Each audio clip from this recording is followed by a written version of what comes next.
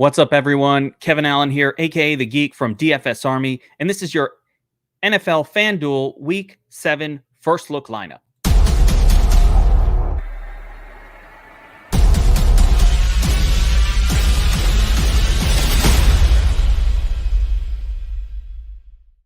All right, welcome back to the First Look lineup, everyone. We're looking at NFL Week 7 on FanDuel.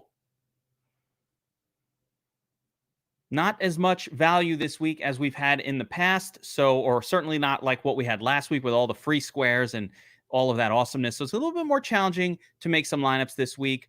Before I get into that, I do want to congratulate my man, Kevin Shiv01, for taking second place in the FanDuel Millie Maker DFS Army VIP subscriber.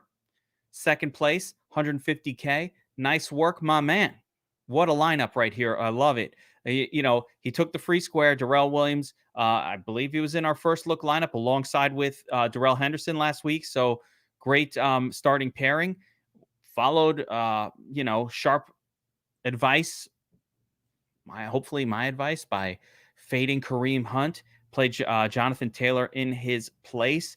And that's pretty much all it took. A beautiful little Stafford to Cooper Kupp stack going on here. And then a couple of nice one-offs with Sutton, Lamb, and Mark Andrews to fill out a lineup. Really, really great stuff. So congrats on the 150K win.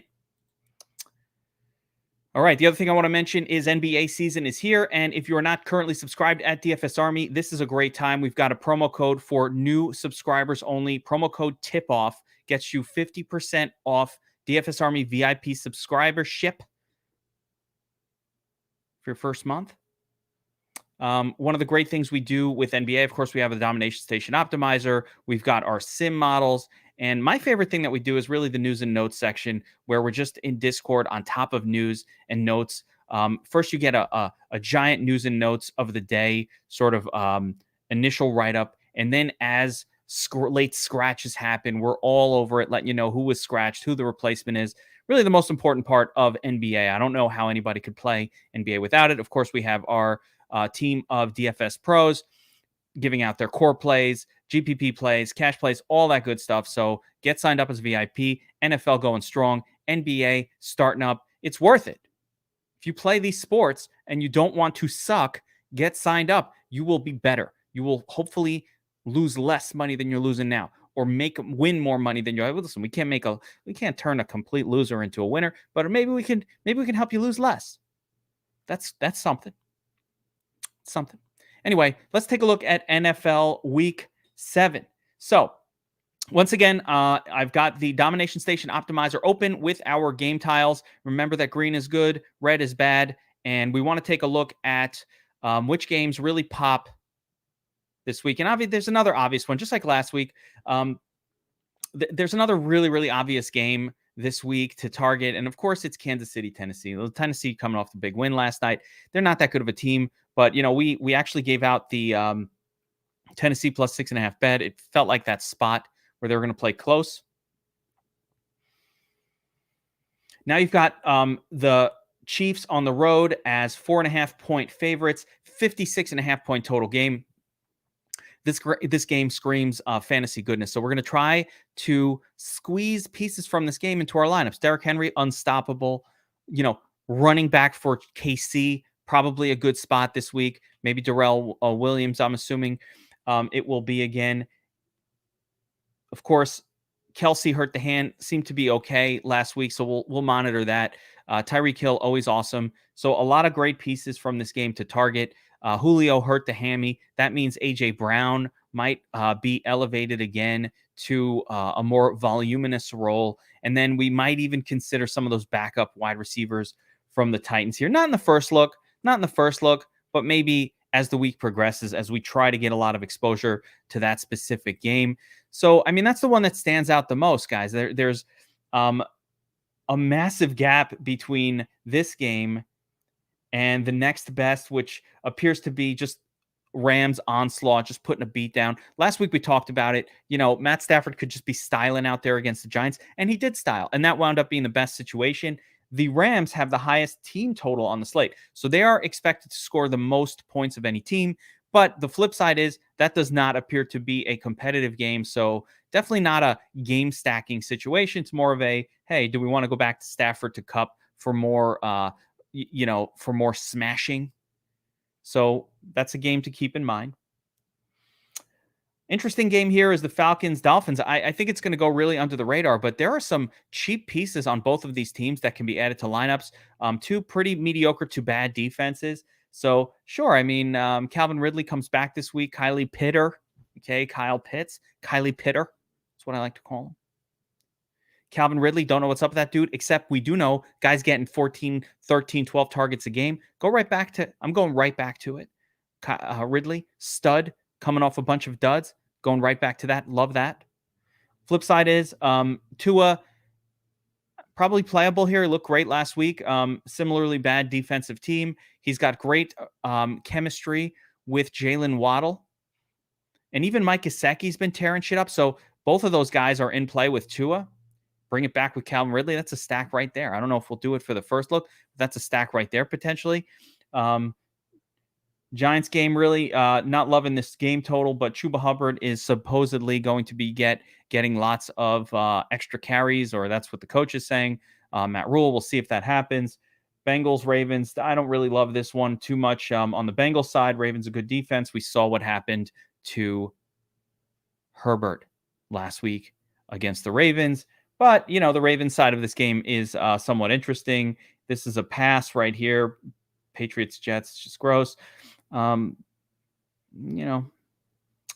Washington, Green Bay, at Green Bay. That could be interesting.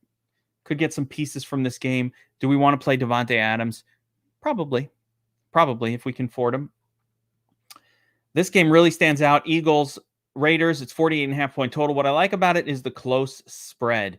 Guys, if I'm not going to get a 56-point total, I want a close spread. And this probably stands out as the second best game of the week.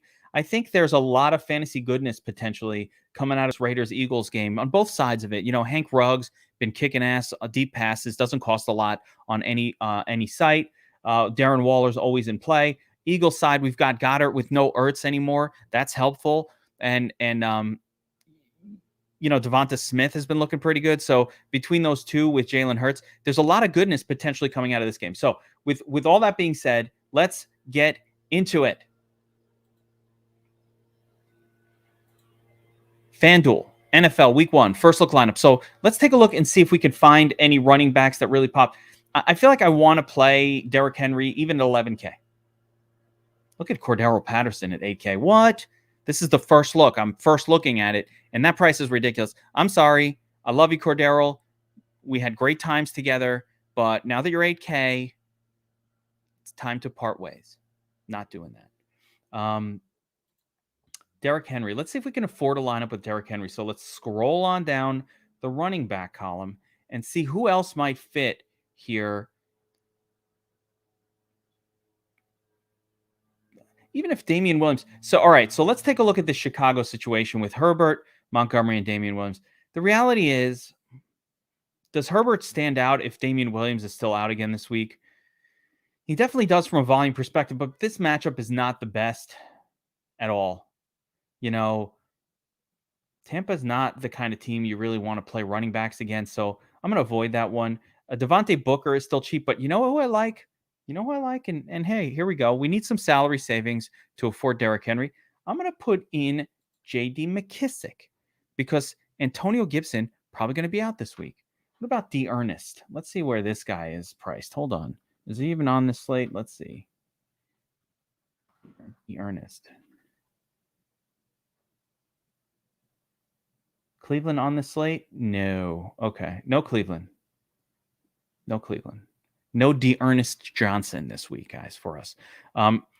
Henderson, Lenny, they both make sense as well. On FanDuel, I want 3 running backs. I really wanted Henderson because he's going up against Detroit, and it's such a great matchup. But it feels bad to pay $8K for Darrell Henderson.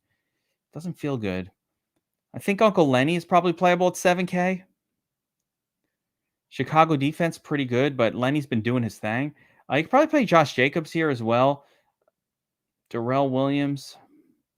I'm going to go with Darrell Williams. I want a piece of this game, so let's put Darrell Williams in there for now. If I could find someone cheaper at some point that makes sense, we might get Saquon Barkley back this week. That would be the play if he comes back. So let's monitor that situation. I'm not ready to do it in the first look because we don't really know if he'll be back. Mike Davis is cheap, but he hasn't done anything. And yeah, it's just gross the rest of the way. Even Miles Sanders, man, is this the time to finally play Miles Sanders?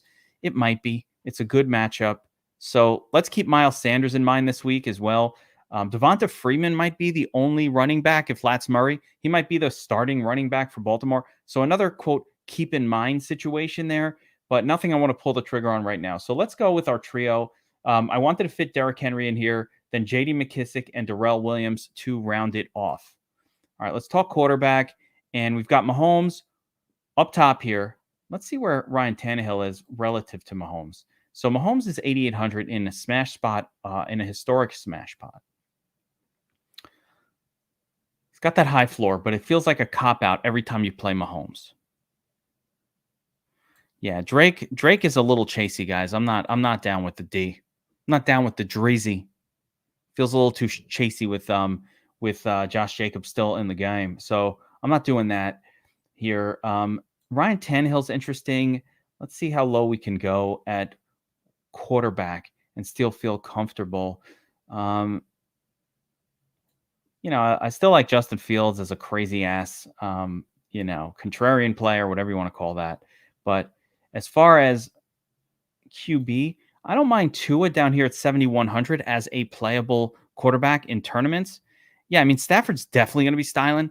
Gunslinger, like, he will be.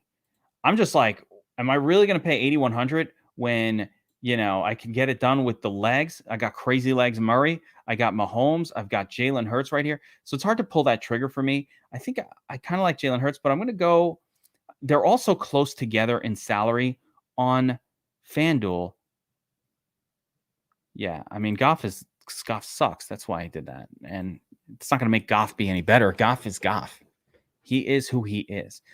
I really like that J.D. McKissic at 5,700 is allowing us to do some things here. And like I said, the guy I'm paying attention to is Saquon Barkley. If they say he's coming back healthy and he's fine, whatever, and I can get a picture of that crazy ass ankle of his and see if it's come down a little bit, I think we can go with Saquon here as well as potential play. But let's go with Jalen Hurts. This guy just puts up numbers every week. They're at Vegas. This will be a high-scoring game. I kind of like some of the potential stack partners with him as well because we can get all the way. What's this? IR. Yeah, I don't know what that's about, but I'm assuming that's fine. Dallas Goedert is somebody like Mike Gesicki. So just looking at tight ends here real quick. I mean, obviously, every week Kelsey is the GOAT, but you can't always play him. I think Mark Andrews has risen up to the point where he's a little too close to GOAT status. So he's going to be off my radar for a bit. I just rather play Travis Kelsey. Darren Waller, always a good play every single week. This is an ideal spot for him. Nothing to dislike here. Hawkinson against the Rams, no thank you. Kylie Pitter, playable. So I like this little zone down here with Pitts, Gesicki, Goddard, Hunter Henry, Ricky Seals. This whole zone is looking pretty good. But I'm going to go with Goddard because we started with Jalen Hurts. So, there's a few different ways to go on this. Let's figure out our cheapest viable defense. You don't want to play anyone against the Rams. Anyone. Just don't play. Could he pop off? Yes, but you're not going to make money playing a lot of guys against the Rams.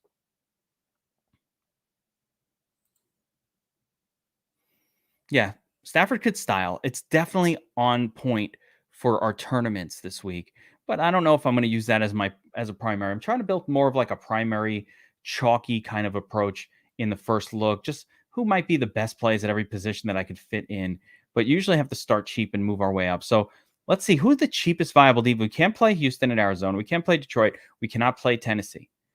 Jets, not great. Not great. Don't love it. Could play the Chiefs, sure. Eagles, yes, playable. Bengals, no. Giants, yes. It's Darnold. You could play defenses against Sam Darnold. let's just start with a cheap one here, one of the lower cost ones, because why are we moving our way up? So I think Jets. I think Jets is viable, Camel, but I think they're viable. But I think we get a little bit better for just a little bit more money, going with either the Eagles or the Chiefs here. Let's see, or even the Giants. Man, I think I'm going Giants. I can't trust the Jets. They suck. Jets are up against a rookie quarterback. I get it. I'm going Giants against Darnold, my nemesis. Either way is good, though. I'm good with the Jets as well. I'm good with, and cheap defense is cheap defense. We're just trying to plug one in. If we have money left over at the end of the lineup, we can certainly upgrade. So let's take a look at our primary stacks. So we used Jalen Hurts. That's Las Vegas. We got him stacked with Dallas Goedert. That's fine. Let's take a look at what we can afford now. 62. Yeah, this is not a lot of salary left over. We're going to have to we might even have to rethink this whole lineup. 6,200 at wide receiver is just not that much. Let's take a look at who we can potentially roster here. Jalen Waddle is on. I mean, you got to play Jalen Waddle this week, guys. I'm playing Jalen Waddle. I'm going to have a lot of him. He's one of my favorite plays of the slate. I mean, he just destroyed everything last week. Nothing's really changed. Atlanta can't stop anybody. 24 fantasy points, 13 targets, 10. I like high targets, guys. That's what I want. I want the targets. Let's see if there's anyone down here. If we wanted to play, I mean, Devonta Smith, I think, is definitely in play. Let's see the target numbers. Only 2 last week, but 9, 10, 6, 7. So he's been heavily targeted for the most part all season. Came down last week, but he's in play, especially if we play Jalen Hurts. We stick with that. Hank Ruggs, I definitely like in a Eagles Vegas sort of stack lineup. So I'm definitely keeping him in mind. Keeping him in mind. He's a little volatile, but very playable. I'm going to plug him in there. AJ Green also touchdown scorer. Totally fine. Every single week, 14, 30. This guy brings you value for his price point. Yeah, I don't think Preston Williams hurts anything because he sucks, but Devontae Parker definitely might. Or it could hurt Gesicki. But yeah, it'll lower the volume a bit. But you know what? In the end of the day, Tua loves Waddle because they played in college together, and they're just, they're Goombas. They're Goombas. Robbie Anderson, playable guy this week. Not going to make this the first look. Moving down, Mecole Hardman, he's playable as well. I mean, there's a few spots down here where we can save some salary. Quez, Watkins, how about that? How about instead of this, we go Quez, kind of pair up Hurts with a really cheap guy, and then we can potentially get somebody a little bit better with our WR3. Let's see if this gets us up to Calvin Ridley. It does. Calvin Ridley, somebody I'm really interested in. Yeah. Calvin Ridley, somebody. I mean, I'm always interested in Marquise Brown. This is an area where we might have to live a little bit this week if we're going to pay up for Derrick Henry and a quarterback. But let's just go through the wide receiver position in general, right? Of course, we love Davante Adams. He's Davante Adams.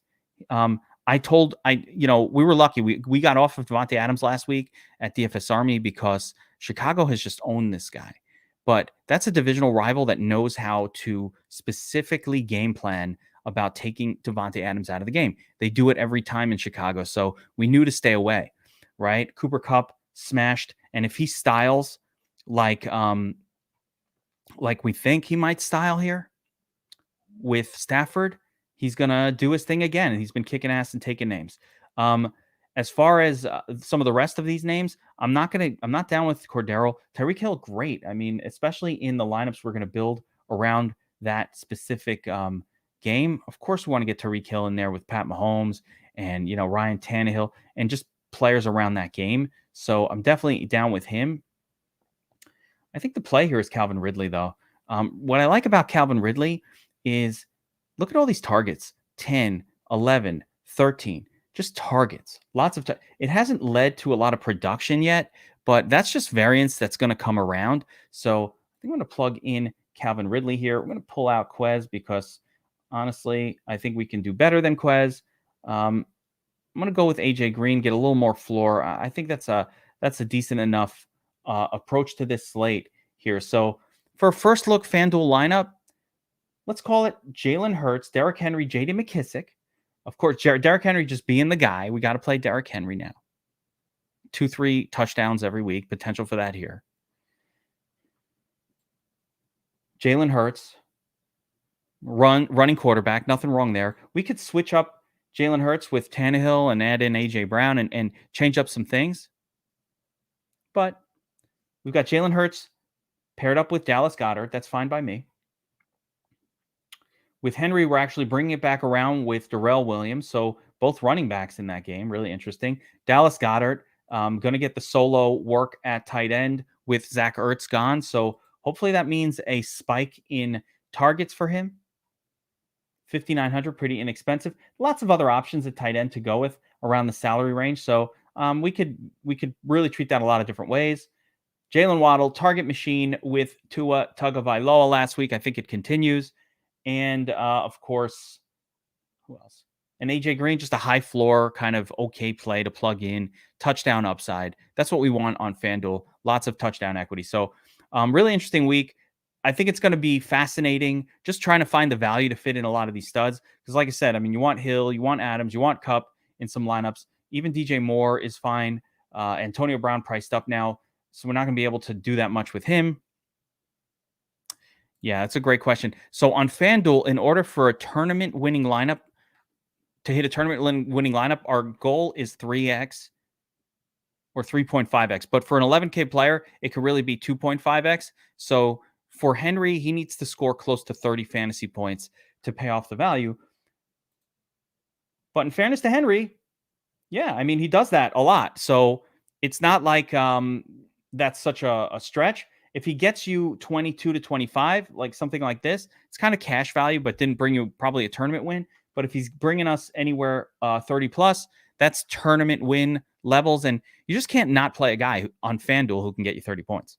Yeah, it's very doable. We don't need 4x on FanDuel. That's a DraftKings thing. And he's also generally going to be priced cheaper on DraftKings. So yeah, I mean, this is your first look lineup here. I think it works across the board. There's lots of correlation.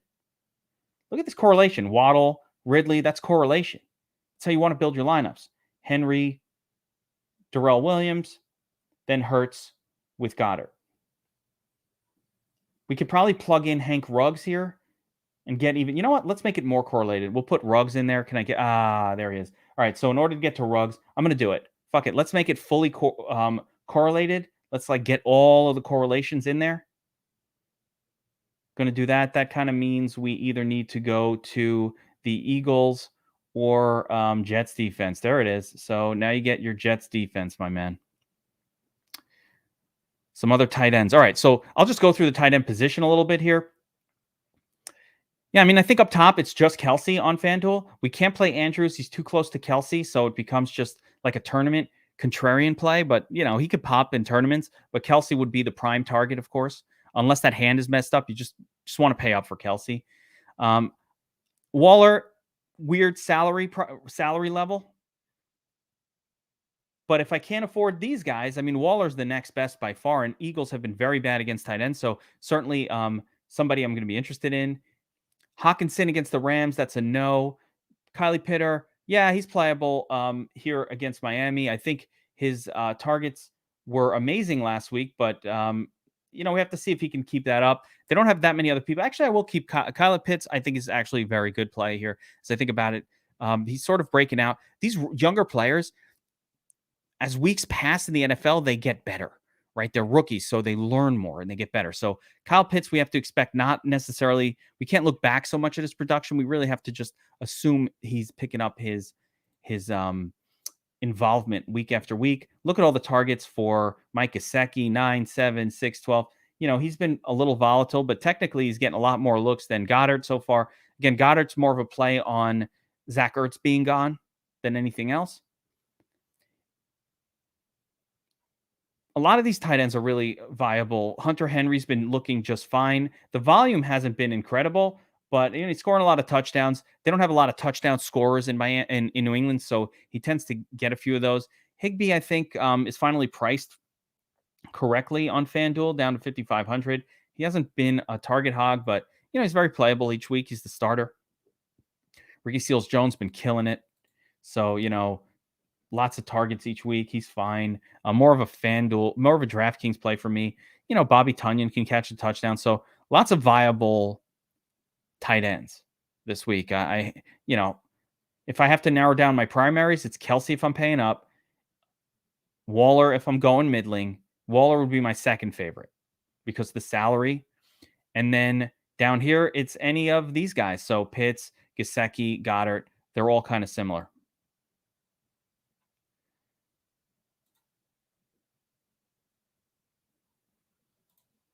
Just trying to see if we missed anything else.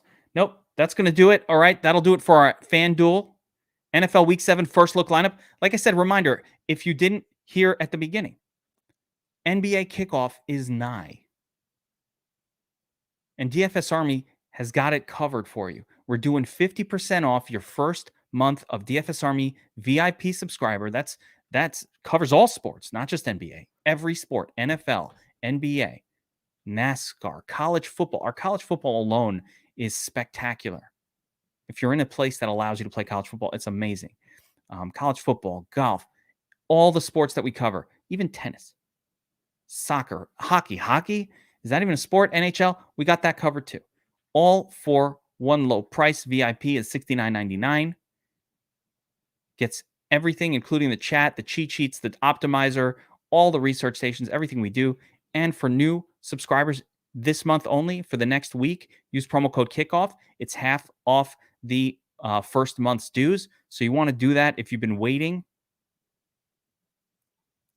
to sign up. Now is the time.